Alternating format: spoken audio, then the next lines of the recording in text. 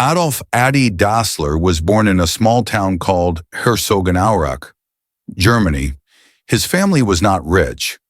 Opportunities were limited, but Adi loved sports, especially running shoes. Back then, sports were seen as a hobby. Nobody believed you could build a future out of it. His father was a shoemaker, stitching and repairing shoes for a living. Little Adi would secretly watch him work. Leather pieces, small tools, scraps lying around. Where other kids saw waste, Adi saw possibilities.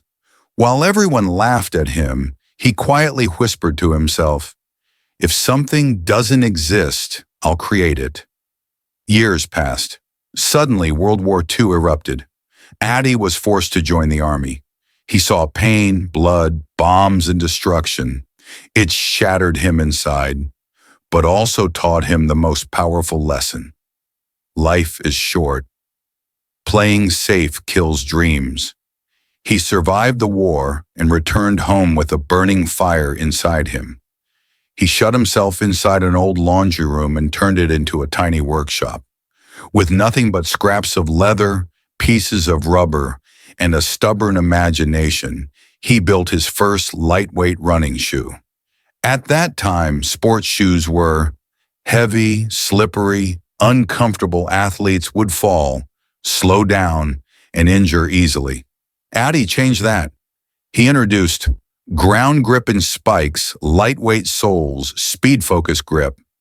It shocked the sports world. That's when his older brother, Rudolf Dassler, entered the picture. Rudolf was charismatic, social, and brilliant at marketing. Together, the two brothers formed the Dassler Brothers Shoe Factory, and destiny smiled. Berlin Olympics, 1936. Adi personally handed shoes to a Black American athlete named Jesse Owens. What happened next shook history. Owens won 4 gold medals, becoming a legend, and millions of eyes zoomed in on those shoes. The Dassler brothers became a worldwide name overnight, but success is like lightning. It always leaves a burn somewhere. As orders grew, so did ego clashes. Who deserves more credit? Who makes decisions? Which athlete should wear the shoes? Tension filled the air. Then came World War II again. Political pressure, government suspicion, misunderstandings. One night in a bomb shelter, something happened. Words were said. Accusations were exchanged. The crack between the brothers shattered completely. After the war, they separated forever. Rudolf started his own brand. Puma Adi combined his name. AD plus Adidas equals Adidas, 2 brothers, 1 town, 2 factories. Endless rivalry. The division was so extreme that workers split between them, families stopped visiting each other, restaurants served slower if you wore the opposite brand, football clubs refused to use the rival shoes. It was the craziest brand rivalry in history. Meanwhile, Adidas began to revolutionize footwear. Faster sprint shoes, stronger studs, more flexible soles. Athletes who wore Adidas suddenly felt unstoppable. Cameras fell in love with the 3 stripes. Time moved on. Adi grew old. His body weakened, but his passion didn't. People said, "Retire, rest, enjoy your life." He quietly replied, "Improvement never ends." Even in his 70s, he sketched shoe designs, studied athletes' footwork, and worked silently in his workshop. By the time he reached 75, Adidas had already changed sports forever. In stadiums, whenever Adidas shoes touched the track, cameras zoomed automatically. The world knew performance had arrived, but success demanded a price. A broken family, a divided town, a lifetime rivalry, lonely old age.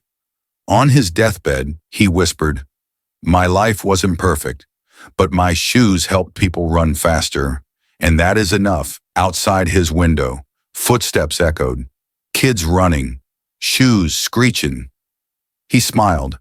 Adidas shoes, legacy secured, forever. But the story didn't end there. Years later, researchers asked, what's the world's most intense brand rivalry? Answer, Adidas versus Puma. Who created both? Two brothers. Imagine, if Adi gave up after failing multiple times, would there be the three stripes, celebrity-athlete partnerships, modern running shoes, global street culture?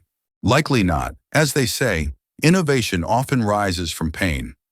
Audience questions for your video ending. 1. If Adolf Dassler gave up after war and family issues, would Adidas exist today? 2. If a single family argument can stop your dreams, how weak are you letting yourself become? 3. If a man can peak in his 50s and 60s, what excuse do you have? 4. If life gives you challenges, maybe your brand isn't born yet. Moral age doesn't matter. Background doesn't matter. Failures don't matter. Family drama doesn't matter. Quitting kills everything. Ending, behind every famous brand, is a wounded heart.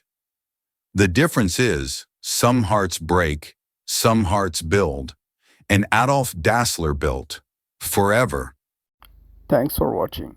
See you in the next video.